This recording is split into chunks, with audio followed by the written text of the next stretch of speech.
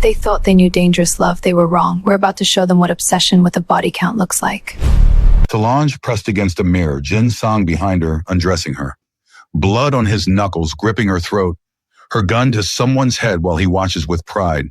Shower water as they devour each other. His hand up her thigh under a table. Her lipstick on his tattooed chest. Handcuffs in their bedroom. Gunfire. Then them tangled in sheets alive. Her voice. They thought they knew dangerous love. They were wrong. We're about to show them what obsession with a body count looks like. Lovies, Happy New Year. Welcome to 2025 and welcome back to Afro-Seoul TV, where we exist between two worlds, beyond all borders, and honey, we only serve three things: tear-jerkers, heartbreakers, and absolute game changers. What better way to start this new year than with part 3 of Solange and Jin-Sang's explosive love story? If you're just joining us, part 2 is waiting for you in the comments and description below because trust me, you need that context for the fire you're about to witness. Now, lovies, as we step into this new year together, drop a comment right now telling us where you're watching from. Are you ringing in 2025 from Nigeria, Brazil, Korea, the United States? Let us know how far this story is traveling across the globe because we want to see how far love without borders really goes. This year is going to be epic for Afro-Seoul TV, and you're part of this family. Get your tissues ready, lovies, because part 3 is about to take you on a ride you'll never forget. Solange stared at the woman who wore her face. Isabella's straight hair where hers curled, eyes harder, but the resemblance was undeniable. $2 million, sister. Isabella trailed fingers across Solange's desk, the wedding photo. Or 2 years working for Mama in Brazil. Mama's dead. Her debts aren't.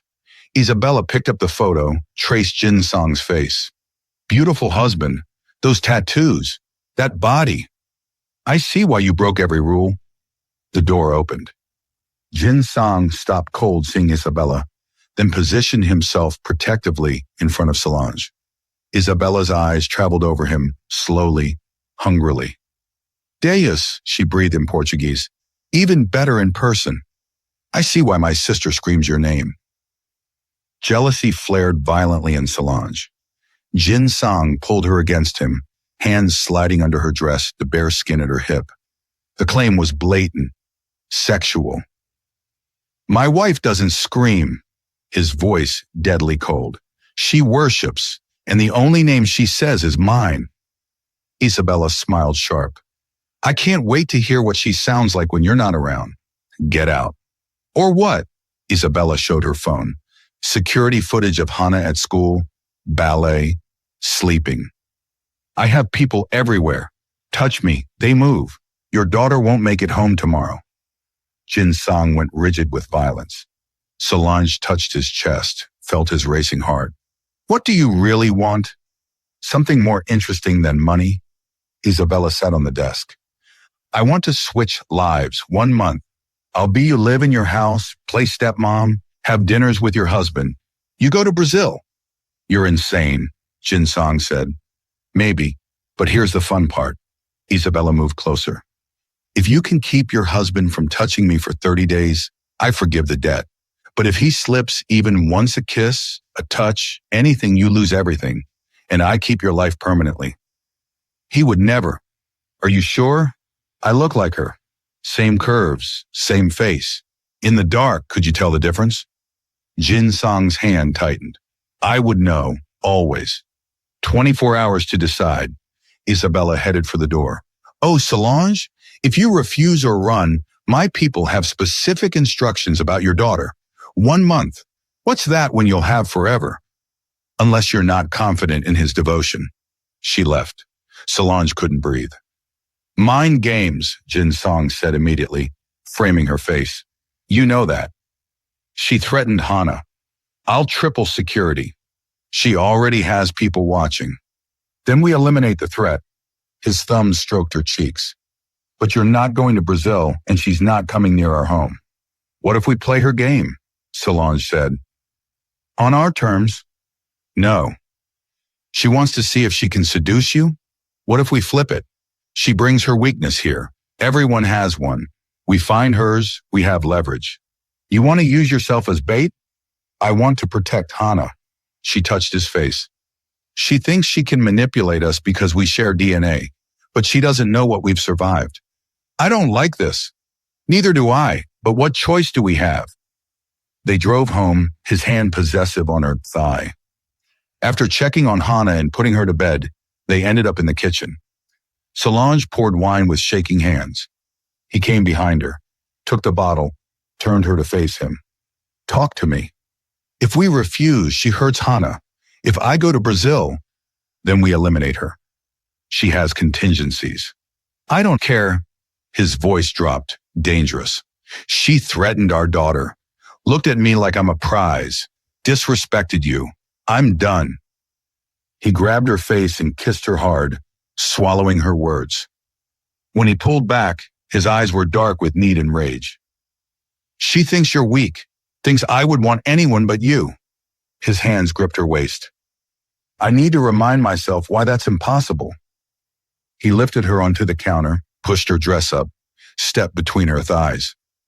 The marble was cold, but his body burning hot. What are you? Proving a point. He pulled her underwear down. To myself, to you, to that woman who thinks she can take your place.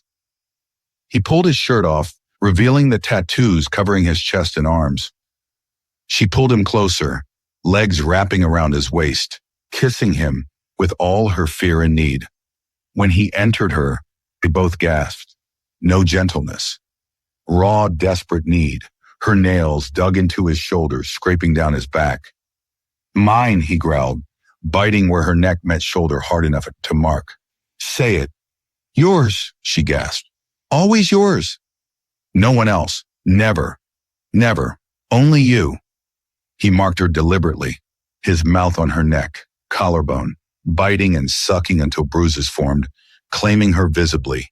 His hands gripped her thighs hard, spreading her wider. She scratched his back bloody, nails leaving red trails across tattooed skin, marking him, proving ownership, proving no one could replicate what they had. They came together violently, crying out, clinging like drowning people.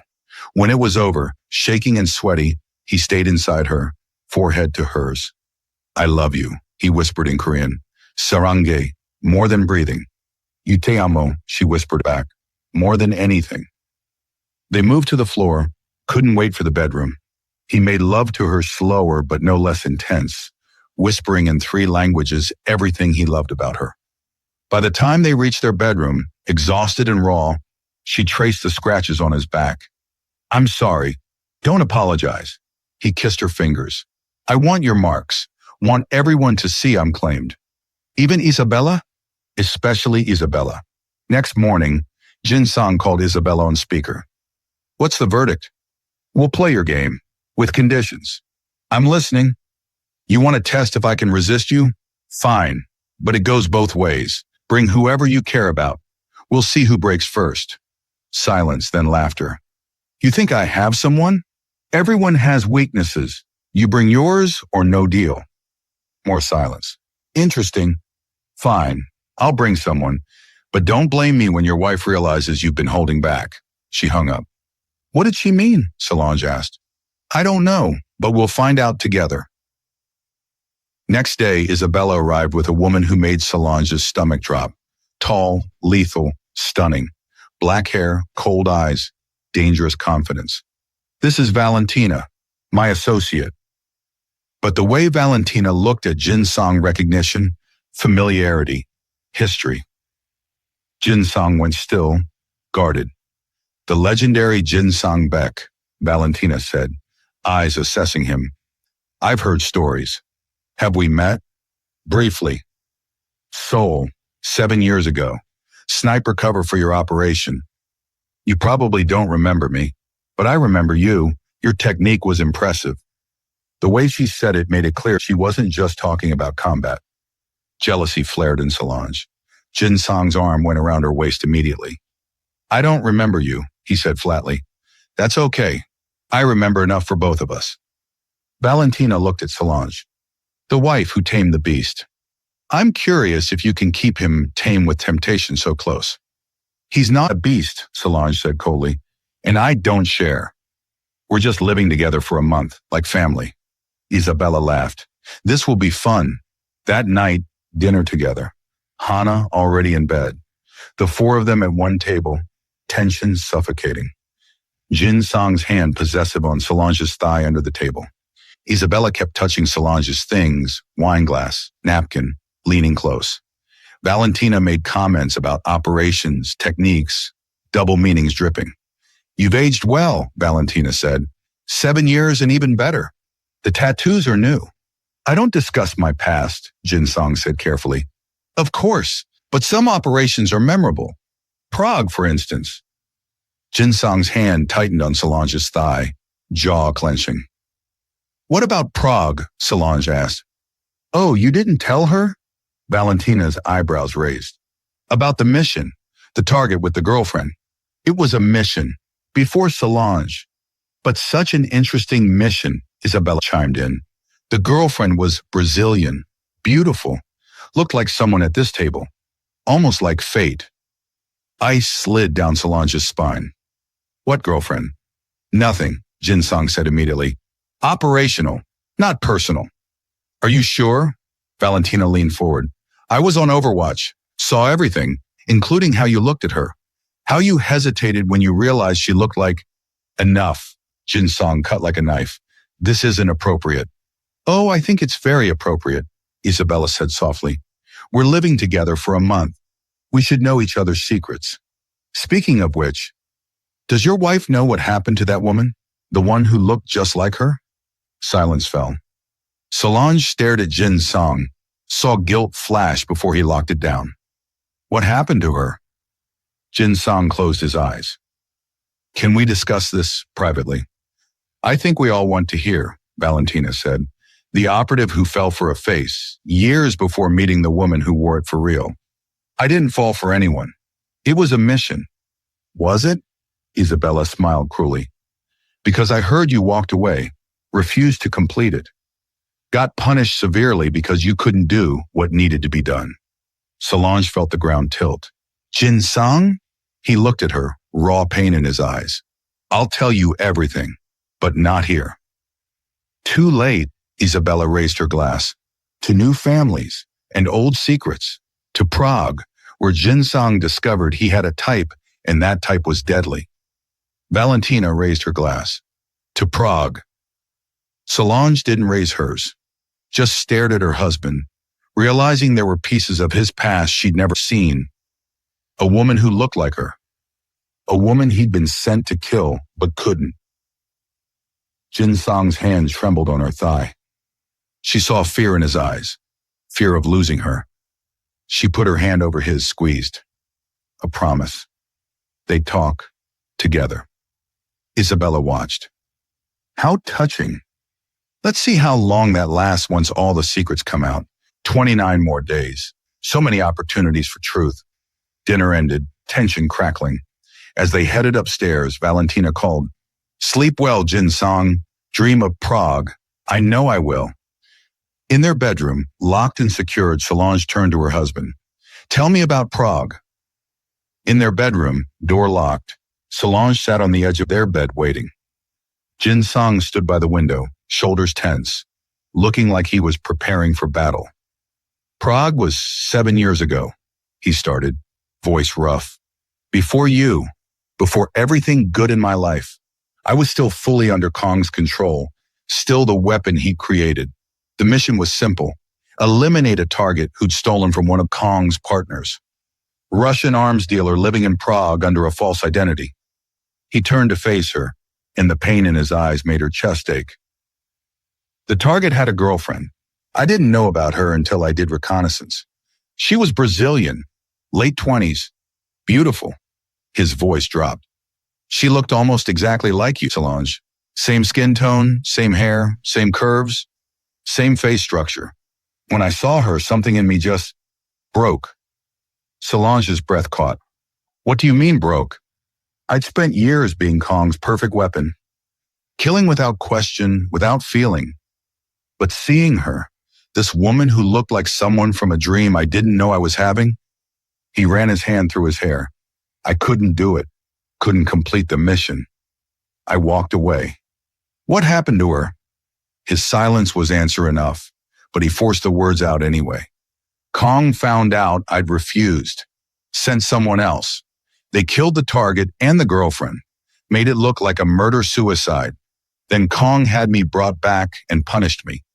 3 weeks of hell to remind me I didn't get to have a conscience. Tears slid down Solange's face. You've been carrying this for 7 years?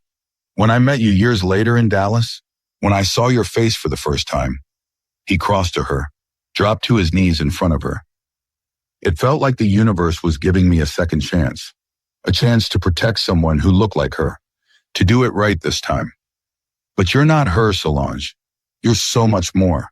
You're real and fierce, and you chose to love me despite everything I am. She was just a ghost of what could have been. You're everything that is.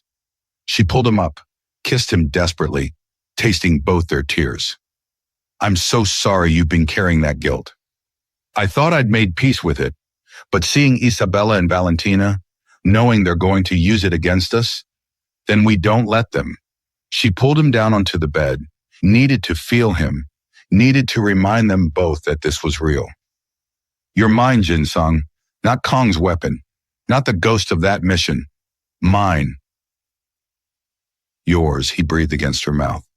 They made love slowly, tenderly, him worshiping every inch of her like he was memorizing proof that she was real, that she'd chosen him, her absorbing his pain through touch, through whispered words in Portuguese, through the way she held him after, fingers tracing his tattoos.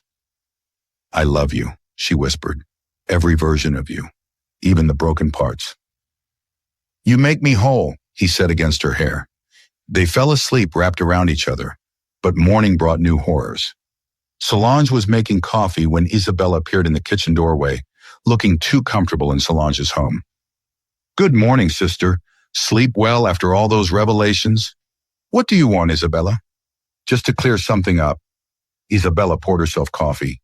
That woman in Prague, the one your husband couldn't kill, she was our cousin, Mama's niece, Lucia. I've been hunting Jin-Sang for years, waiting for the perfect moment for revenge. The coffee mug slipped from Solange's hands, shattered on the floor. You're lying. Am I? Isabella pulled out her phone, showed photos, a young woman who looked like both of them, laughing. Lucia Cardoso. She was in Prague running from an abusive ex, had no idea she'd gotten involved with a Russian criminal. Your husband was sent to kill her by association. She smiled coldly. You killed my family, Jin-Sang. Now I'm going to destroy yours. Not with bullets, with your own guilt and desire. Jin-Sang appeared in the doorway, took in the scene. Get out of our kitchen. It's going to be my kitchen soon enough. 1 month, remember? And every day I'm going to remind you both of what you took from me. Isabella left, her laughter echoing. Solange turned to Jin-Sang. Did you know? No, I swear. I never knew her name. Never knew she was connected to you. This whole thing is revenge. She wants to destroy us because of Prague. Then we'll survive it, like we survive everything. But she could see the guilt eating at him. Later that morning, Solange went looking for Jin-Sang and found him in their home gym. What she found made rage explode through her. Valentina was there in tight workout clothes, spotting Jin-Sang while he lifted weights, her hands on his shoulders, his arms, touching him. Jin-Sang was shirtless, tattoos on full display, sweating, and Valentina was circling him like prey. You're even more impressive than I remembered, Valentina purred, her hands sliding down his bicep. All that power, that control. Don't touch him, Solange's voice cut through the gym. Valentina turned, smiling. I was just helping. Solange crossed the space in seconds, physically grabbed Valentina's wrist and yanked it away from Jin-Sang. Touch my husband again and I'll break every finger. He's just a man, Solange, and men have needs. Then you clearly don't know him. Jin-Sang stood immediately, grabbed Solange and pulled her against him aggressively, kissing her in front of Valentina with blatant sexuality, his hand in her hair, the other gripping her hip possessively. When he pulled back, his voice was deadly. My wife is the only woman who gets to touch me. Try again and you'll lose more than your hands. He looked at Solange. Come with me, now. He pulled her out of the gym, up the stairs, into their bedroom, slammed the door. That woman is testing me, Solange said, shaking with rage and jealousy. I know, and you just showed her exactly who owns me. He backed her against the wall. Say it again. You're mine. Again. Mine. Only mine. She grabbed his face. But what if she's right? What if eventually you get bored? I'm not an operative, not someone from your world. He cut her off with a kiss, then proceeded to show her exactly how wrong she was. Against the wall first, desperate and claiming. Then the bathroom, pressing her against the mirror while they watched their reflection. Then the balcony in broad daylight, not caring who might see. Then back to bed where he made love to her with obsessive intensity. I will never get enough of you, he growled between kisses. Never be bored. Never want anyone else. You're in my blood, Solange. Understand? She understood, and later, curled against his tattooed chest, she felt secure again. But that security shattered when Isabella called them all together that evening. Let me tell you about an event happening in 3 days, Isabella said. All of them gathered in the living room. There's an auction, underground, very exclusive. The prize being auctioned? Information about your daughter, her location, her routines, security codes to this compound. Kong Min-jun is hosting it from hiding, using me as proxy. Whoever wins gets to try to kidnap Hana. Jin-Sang was on his feet immediately. Where? Invitation only. Very tight security. Isabella smiled. Unless you have someone on the inside. Valentina leaned forward. I can get you in. I still have connections in that world, but it'll cost you. How much? Jin-Sang demanded. Not money. Valentina's eyes locked on him. One night with you, alone, just talking, no touching. I just want to know what it's like to be close to someone that dangerous. Absolutely not, Jin-Sang said immediately. Then Hana's location gets auctioned off and you can't stop it. Solange felt sick. One night? Just talking? Doors open. You can watch on cameras if you want. I just want time with him. To understand what makes a man like that tick. Jin-Sang turned to Solange. I'm not doing this. We don't have a choice. Solange forced the words out. One night of conversation to protect Hana. Solange, I'll be in the next room watching. Nothing happens. We save our daughter. The night happened. Jin-Sang and Valentina in his office. Solange watching through security camera from their bedroom. She told herself it was just conversation. That nothing would happen. But watching Valentina get her husband to open up about his scars, his past, his fears, things he rarely discussed even with Solange, was torture. Seeing him be vulnerable with another woman made jealousy claw at her insides. When the hour finally ended, Solange was waiting in their bedroom. Jin-Sang came in, saw her face. Nothing happened. I know, she was crying. That's not what I'm upset about. You let her in. You were vulnerable with her. Because I knew you were watching. I knew you were there. I can't breathe without you, Solange. He crossed to her. That hour felt like drowning. They didn't make love gently. They reclaimed each other roughly, emotionally, desperately, reestablishing their bond with teeth and nails and desperate kisses. The next morning, Isabella appeared at Solange's bedroom door. I need to tell you something. Alone. Solange followed her to the garden, wary. I lied, Isabella said quietly. About Lucia being our cousin. About revenge. I'd never even met her. I just needed to see if your love was real, if you'd break when I planted doubt. Rage flooded through Solange. Why? Because I'm dying. Isabella's voice cracked. Terminal illness. 6 months, maybe less. Mama sent me to Dallas not for revenge, but to find my sister one last time. The debt, the threats, the games I wanted to see if love like yours actually exists. If it's possible. Tears slid down her face. It does. You have what I'll never have. And I'm sorry for everything. Solange stared at her sister, processing. You're dying? Stage 4. Incurable. I wanted to know if the woman who escaped our world built something real. And you did. Isabella smiled sadly. I'm jealous, but also proud. Before Solange could respond, her phone rang. Valentina, the auction is tonight, not tomorrow. Kong moved it up. Be ready. That evening, they prepared. Jin-Sang loading weapons, Solange in tactical gear beside him. They were a team. But when they arrived at the warehouse location Valentina had given them, something felt wrong. The auction was already in progress, but it wasn't information being auctioned. On stage, in a cage, unconscious Hana. What the hell? Jin-Sang breathed. Valentina appeared behind them with armed men. Did you really think I was helping you? I've been working with Kong since Prague. The auction isn't for information about your daughter. It's for your daughter herself. Kong took her this morning from the secure location. Starting bid, $10 million. On the screen, the auction continued. Men bidding on a 7-year-old child. Solange screamed. Jin-Sang grabbed her before she could charge forward. Going once, the auctioneer's voice echoed. Going twice.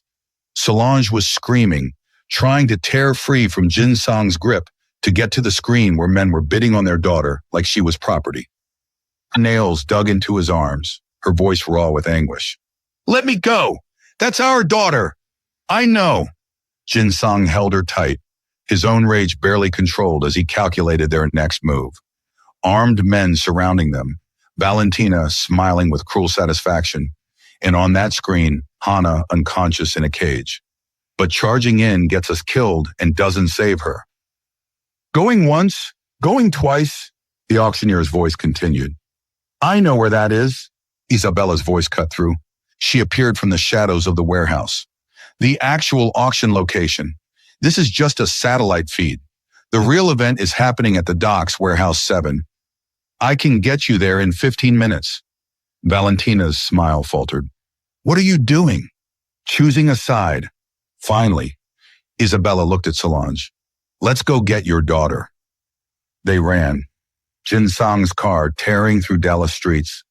Isabella giving directions while Jin-Sang and Solange armed themselves from the weapons cache in the trunk. Solange pulled on a tactical vest, checked the clip in her gun with steady hands despite the terror coursing through her. Jin-Sang glanced at her loading weapons with lethal precision and felt desire spike through the fear. She was magnificent, terrifying, beautiful. What? She caught him staring. You're beautiful when you're about to commit murder? Good, because I'm about to commit several. At the warehouse, they split up. Jin-Sang would take the frontal assault, draw attention and firepower.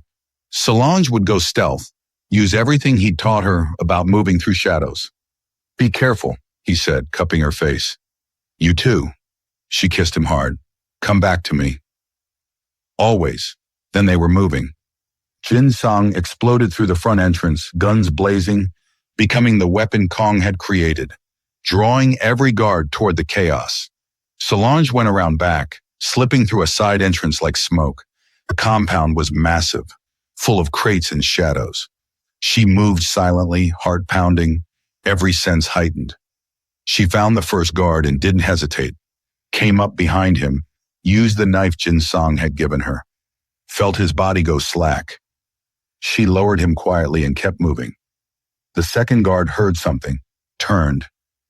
She shot him twice, center mass, the suppressor making it nearly silent. He dropped. The third guard got his gun halfway up before she was on him, brutal and efficient. By the time she reached the central area where they were holding Hana, her hands were shaking, but her resolve was iron. 3 men guarded the cage where Hana lay unconscious. Solange didn't think, just acted, shot the first one in the head. The second one spun toward her and she shot him in the throat. The third got a shot off that grazed her arm, but she didn't feel it, just kept firing until he went down. She ran to the cage, found the keys on one of the dead men, opened it with trembling, bloody hands. Hana, baby, wake up. She gathered her daughter into her arms. Hana was breathing, just sedated, alive. Solange was surrounded by 3 bodies, blood on her hands, when Jin-Sang found her. He stopped in the doorway, took in the scene his wife holding their daughter, 3 dead men around her, blood spatter across her tactical vest. He'd never loved her more. He crossed to her, pulled them both into his arms, kissed Solange's blood-stained lips. "Let's go home." They were almost out, Isabella leading them through back corridors, when Valentina appeared blocking the exit. But she wasn't alone, a dozen armed men with her. "Going somewhere?" Valentina smiled, but it was strained. "You've ruined everything." "Move or die," Jin-Sang said flatly, gun aimed at her head. "I'm not working for Kong," Valentina said quickly. "I'm working for the people Kong owes money to. A trafficking ring he's been dodging for years. They don't want your daughter. They want you, Jin-Sang. 5 years of forced labor doing what you do best. That pays Kong's debts and then some. Not interested. Then they'll kill everyone you love, starting with." Solange stepped forward and shot Valentina. Center mass. Didn't hesitate. Didn't flinch. Valentina's eyes went wide with shock as she fell. "I said I don't share," Solange said coldly, then shot her again to be sure. Valentina's men raised their weapons, but Jin-Sang was already moving, taking them down with brutal efficiency while Isabella provided cover fire. Within minutes, they were all dead or dying. Isabella stared at Solange with something like awe. "Maybe you are Mama's daughter, after all." They made it back to the compound, secured Hana with private medical staff who confirmed she was just sedated and would wake up soon. Then Jin-Sang pulled Solange toward their bedroom. She was shaking, blood drying on her hands and face and clothes. He led her to the shower, turned the water hot, and they stepped in together, still clothed at first before stripping everything away. They didn't speak, just held each other under the cascading water, washing blood away. But holding led to touching, touching led to desperate need. He pressed her against the tile wall, her legs wrapping around him as water pounded over them. No gentleness, just raw primal need to feel alive, to reclaim each other after coming so close to losing everything. When they finally got out, wrapped in towels, Solange started to shake violently. "I killed her," she whispered. "I took a life. I ended someone." Jin-Sang pulled her into his arms, held her while she cried. "I know, baby. I know." "Does it get easier?" "No, but you did it for the right reason, to protect our daughter." She cried against his chest for a long time before finally falling into exhausted sleep. But peace didn't last. Agent Laurent called the next morning. "We raided the warehouse. It's empty. Kong was never there. It was all a distraction." "What do you mean distraction?" "While you were at the docks, another team hit your compound. Your security footage shows them accessing your office, your files. They took everything." Jin-Sang's blood went cold. "Everything?" "Every operation you ever ran, every person you killed, every secret you've been keeping, and Kong just uploaded it all to the darknet. He's offering the information to every intelligence agency, every criminal organization, every enemy you've ever made. You're about to become the most hunted man alive." Solange heard the conversation, saw Jin-Sang's face go pale. "What do we do?" "We end this." His voice was cold, final. "We find Kong. We kill him." That night, they lay in bed with Hana between them, finally awake and clinging to both of them. The little girl was traumatized but safe. "We can't keep living like this," Solange whispered over Hana's sleeping form. "I know. We could run. New identities. Remote island." "Would you be happy? Always hiding? Would you? Never using your skills?" He looked at her. "No. I'd rust, fade. Then we fight. We find Kong. We kill him. And then we decide who we want to be. Together? Always together." The next morning, Isabella collapsed in the kitchen. Her illness had been accelerating, the stress making it worse. By the time the ambulance arrived, she was barely conscious. At the hospital, the doctors were grim. Days, not weeks, maybe hours. Solange sat by her sister's bed, holding her hand. Isabella's eyes fluttered open. "I need to tell you something," Isabella whispered. "About Kong. Save your strength. No, you need to know." She coughed, blood on her lips. Kong Min-jun isn't just my employer. He's my father. Not biologically, but in every way that matters. After Mama sold me to pay her debts, Kong bought me, raised me, made me what I am. Everything I know about manipulation, about cruelty, about survival, he taught me. Solange felt sick. Why are you telling me this? Because I'm done protecting him, done being his daughter. Isabella reached into her hospital gown, pulled out a phone. These are contacts, everyone Kong's ever betrayed. Every person who wants him dead. You'll need an army to take him down, sister. Here's your army. She pressed the phone into Solange's hand. He's in São Paulo, has been for weeks. Compound in the hills, heavily fortified. You can't do this alone. Isabella. Mama would be proud of you, Isabella whispered, tears sliding down her face. You escaped our world and built something beautiful. But now you have to go back into darkness one more time. You have to start a war. She smiled weakly. At least I got to see what love looks like before I die. Got to see my sister happy. That's more than I deserved. You deserve more than you got. Maybe in another life. Isabella squeezed her hand. End him, Solange, and the man who destroyed us both. Promise me. I promise. Isabella's eyes closed.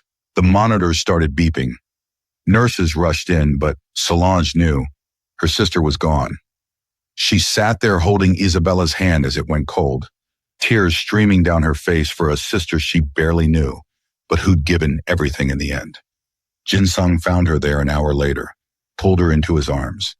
I'm sorry. She gave us Kong's location and an army.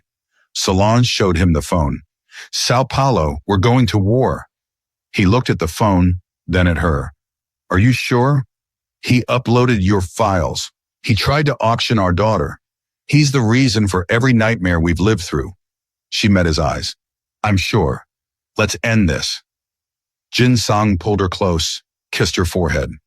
Then we go to São Paulo. We gather the army, and we burn his world down. Together? Until death or victory. Together. In their bedroom, Solange sat cross-legged on the bed with maps and intelligence reports spread around her, marking locations and calculating entry points. Jin-Sang sat in the chair by the window, methodically cleaning his weapons, the rhythmic clicks and slides somehow comforting. The domesticity of planning their war was beautiful in its own dark way. We could die there, Solange said without looking up from the maps. I know. And you're still going? Are you? They both looked at each other and said simultaneously, yes.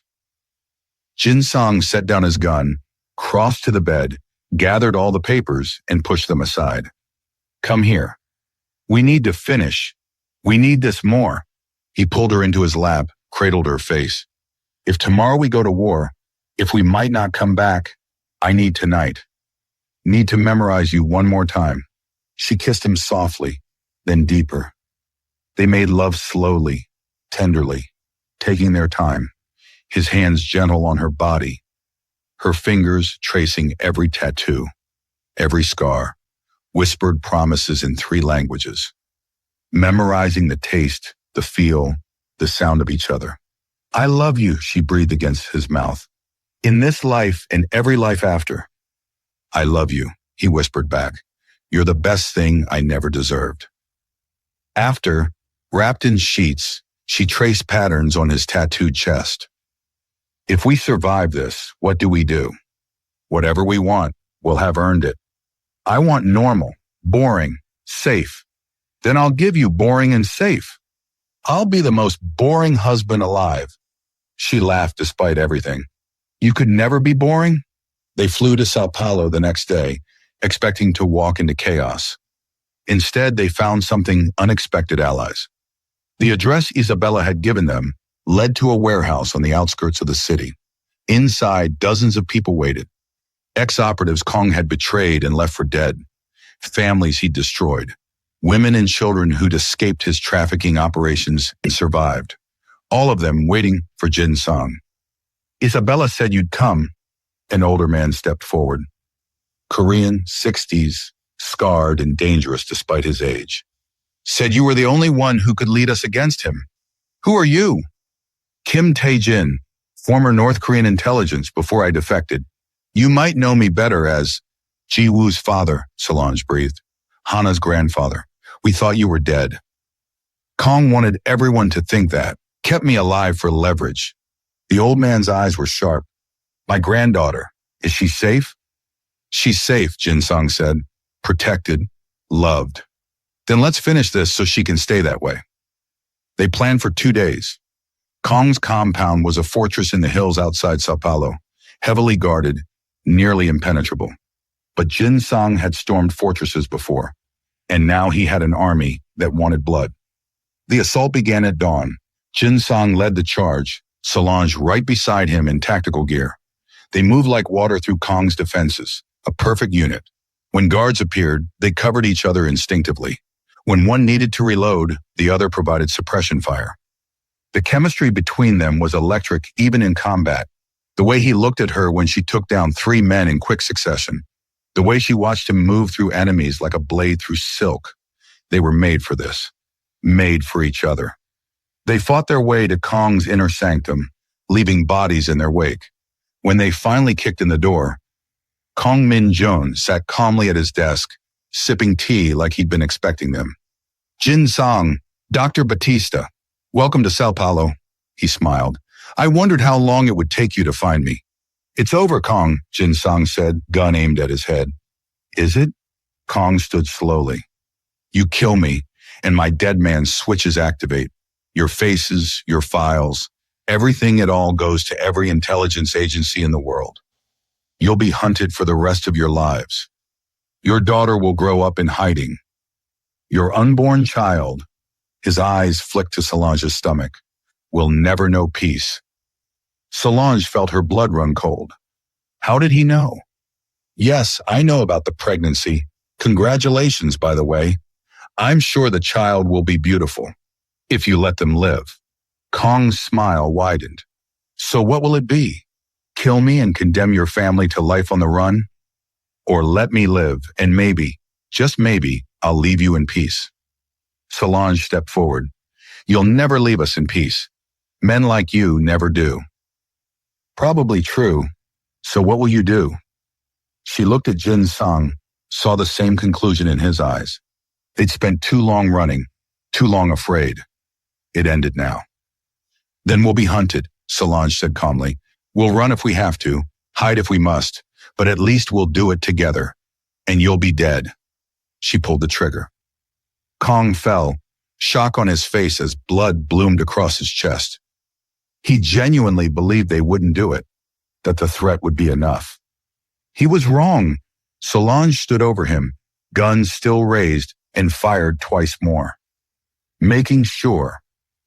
Jin-Sang pulled her back as Kong's men stormed in. The battle that followed was brutal but brief. With Kong dead, many of his men surrendered. Others ran. Within an hour, it was over. They burned the compound on their way out. Watched Kong's empire literally go up in flames. On the flight back to Dallas, Solange sat with her head on Jin-Sang's shoulder, exhausted. Is it really over? I don't know, but we did what we had to. No regrets? Only that it took so long. 6 months passed. The dead man's switches Kong had threatened never activated either. They'd been a bluff, or Ji-woo's father, who'd stayed in São Paulo to handle cleanup, had found and disabled them. Life became normal, almost boring in the best way. Hana thrived, laughing more, sleeping through the night. Solange's therapy practice expanded, working with trafficking survivors and helping them heal. Jin-Sang started a training program, teaching self-defense to vulnerable populations. They'd taken all that darkness and built something beautiful from it. One evening, Solange stood on their balcony watching the sunset. Jin-Sang came up behind her, wrapped his arms around her waist. What are you thinking? That we survived. Actually survived. We did more than survive, he murmured against her neck. We won. We built this life with our own hands. She turned in his arms, kissed him softly. I love you. I love you too. They made love that night with the kind of intimacy that came from truly knowing someone. All their darkness, all their light. No secrets left between them. Just pure connection. After, lying in the quiet darkness, she whispered, "Thank you." For what? For fighting for this, for us, for not giving up even when it would have been easier. Giving up was never an option, not when it came to you. Another year passed. Life continued its peaceful rhythm. Then one morning, Solange woke up feeling strange, nauseous, exhausted, emotional. She took the test in their bathroom, hands shaking. Positive. She stared at the little plus sign, feeling terror and joy war inside her. A baby. Their baby. But bringing a child into their world, even their peaceful world. That evening, she told Jin-Sang. He was overjoyed, swept her into his arms, kissed her breathless. But then he saw her face. "What's wrong?" "I'm scared. What if the peace doesn't last? What if we're bringing a child into violence?" "The wars are over, Solange. Kong is dead. We're safe." "Are we? Are we really?" "Yes, I promise you." He put his hand on her still flat stomach. "Our child will grow up safe, happy, loved, I swear it." She wanted to believe him, tried to let his certainty quiet her fears. They spent the next few weeks planning, dreaming, picking names. Jin-Sang was obsessively protective, hovering over her constantly. Hana was thrilled about becoming a big sister. Everything seemed perfect. Then a package arrived. No return address, no postage, just appeared on their doorstep. Jin-Sang opened it carefully, security training making him cautious. Inside was a baby blanket, soft, expensive, hand-embroidered, and a note. The handwriting made Jin-Sang's blood freeze. Precise, familiar, impossible. "Congratulations on the pregnancy. A grandchild. How wonderful. I'll be visiting soon to meet the family. All my love, your father-in-law. Kong Min-jun." The note fell from his hands. "That's impossible," Solange whispered. "You killed him. I shot him. We watched him die." Jin-Sang's face had gone white. He pulled out his phone with shaking hands, found a photo, showed it to Solange. A young Kong Min-jun with a beautiful young Korean woman. She was smiling, pregnant, holding Kong's hand. "That's my mother," Jin-Sang said, his voice hollow. "She died when I was 5. I never knew who my father was. She never told me." Solange felt the world tilt. "You're saying Kong Min-jun isn't just my former handler. He's my biological father." Jin-Sang looked at her, devastation in his eyes. "And I just killed him. Or I thought I did." His phone buzzed, a video file from an unknown number. He opened it with dread. Security footage from São Paulo, from the compound, but not from 6 months ago, from last week. The body they thought was Kong being examined by men in lab coats. One of them peeling back the face to reveal a mask. A double. Someone who'd taken Kong's place. Then the camera angle changed, showed a different room. A man sitting at monitors, watching feeds. When he turned to face the camera, Solange's breath caught. Kong Min-jun, alive, older, more scarred, but unmistakably him. He smiled at the camera like he knew they were watching. The feeds on his monitors showed their compound, their home, Hana's room, their bedroom. He'd been watching them this whole time. Kong's voice came through the video. "My son, my beautiful daughter-in-law, and soon my grandchild. I've waited so long for this family reunion. The pregnancy was unexpected, but welcome. Another generation. Another chance to build something lasting." His smile widened. "I'll see you soon. We have so much to discuss. After all, family should stick together. And blood.